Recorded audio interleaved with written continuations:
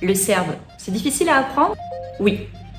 Pour les débutants qui n'ont aucune connaissance des langues slaves, le serbe est vraiment difficile.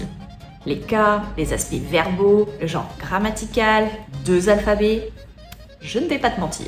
Personne ne te dit à propos de ce que tu apprends pendant toutes ces heures. La grammaire est très complexe.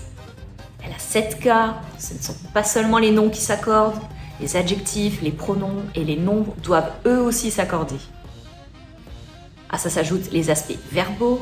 Chaque verbe se décline en 2 formes, l'une pour les actions en cours, l'autre pour celles qui sont achevées. Choisir la mauvaise forme change complètement le sens de la phrase. Et voici ce qui surprend la plupart des gens. Le serbe est une langue presque entièrement phonétique. Une lettre, un son à chaque fois. Pas de lettres muettes, pas de surprise orthographique. Si tu sais le lire, tu sais le prononcer. Le truc, c'est que le serbe possède un système d'accent tonique. Un même mot peut avoir 2 significations complètement différentes selon l'intonation. Grad, prononcé d'une certaine manière, signifie grêle. Prononcé autrement, il signifie ville. Le vocabulaire est difficile, mais pas insurmontable. Le serbe partage des racines communes avec d'autres langues slaves comme le russe, le polonais et le tchèque. Si tu en connais une, tu reconnaîtras rapidement les structures. Et voici ce qui surprend le plus les gens. Parler est nettement plus difficile que lire ou écrire. Sur le moment, il faut choisir la bonne terminaison de cas, sélectionner le bon aspect verbal, tenir compte du genre grammatical et trouver le bon ton, le tout en même temps. La réponse honnête, la difficulté du serbe dépend entièrement de la langue que tu parles déjà. Si tu ne parles que le français, bonne chance. Tu pars de 0. Ton vocabulaire actuel ne comporte ni système de cas, ni aspects verbaux. C'est un vrai défi. Les personnes qui parlent le russe, le polonais ou le tchèque ont une longueur d'avance considérable. La structure grammaticale slave s'applique directement et le vocabulaire leur semblera familier.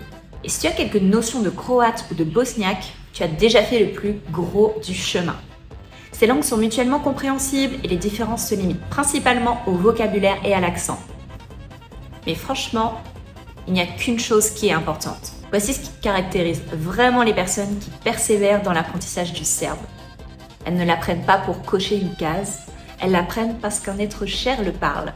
Peut-être que c'est un conjoint, un parent, un grand-parent qui a apporté cette langue avec lui. Peut-être s'agit-il simplement d'une partie de toi-même que tu n'as pas encore pleinement assumée. Peu importe la raison, dès que c'est personnel, la grammaire cesse d'apparaître comme un mur. Elle commence à ressembler à une porte. Et ça change complètement la donne en ce qui concerne la rapidité de ta progression. Voici 3 choses qui vont vraiment te surprendre à propos du serbe. Premièrement, 2 alphabets. Mais tous 2 faciles à apprendre. Le serbe utilise officiellement à la fois l'alphabet cyrillique et l'alphabet latin. L'alphabet latin est le plus courant sur Internet, tandis que le cyrillique est utilisé dans les contextes formels et culturels, mais les 2 sont phonétiques. La plupart des apprenants maîtrisent l'alphabet latin en quelques jours et le cyrillique en quelques semaines. Ça peut paraître intimidant, mais c'est pas vraiment le cas. Deuxièmement, la grammaire obéit à une logique. Les terminaisons verbales, les terminaisons de cas, l'ordre des mots, tout ça suit des schémas qui se répètent. Une fois que tu as repéré ces schémas, tu n'as plus besoin de mémoriser et tu commences à les reconnaître. 10 à 15 minutes par jour suffisent pour prendre le rythme. Troisièmement, les Serbes se montrent chaleureux lorsqu'un étranger fait l'effort de communiquer. Dès que tu essaies de prononcer ne serait-ce que quelques mots comme zdravo, vala, izvinite, l'ambiance change du tout au tout. Cette réaction te motivera bien plus que n'importe quel conteur de série. Alors, par où commencer ? L'application que j'utilise s'appelle Ling et je voudrais t'expliquer pourquoi elle est particulièrement efficace pour le serbe et pas juste pour les langues en général. La prononciation serbe est régulière, mais l'accent tonique ne s'apprend qu'à l'oreille. Ling propose des enregistrements de locuteurs natifs pour chaque mot. Tu entends un véritable locuteur serbe et non un synthétiseur vocal. Quand on apprend avec un robot, on finit par parler comme un robot. Les leçons sont construites autour de situations réelles. Commander à manger, demander son chemin, gérer des situations d'urgence. Les phrases que tu apprends en premier sont celles dont tu as besoin tout de suite. Pas de remplissage absurde, pas de « le parapluie de ma grand-mère est bleu ». Et comme parler serbe est la partie la plus difficile, Ling propose un chatbot interactif qui simule de vraies conversations. Tu écoutes, tu choisis ta réponse, tu reçois des retours. Tu prends confiance en toi, sans crainte de te ridiculiser devant un inconnu. Quand le moment sera venu, tu vas gérer. 7K, Ça fait peur. Mais les notes de grammaire de Ling expliquent la logique en langage simple. Sans termes techniques, sans manuel scolaire. Juste, voici ce qui se passe et pourquoi. Alors, est-ce que le serbe est difficile à apprendre?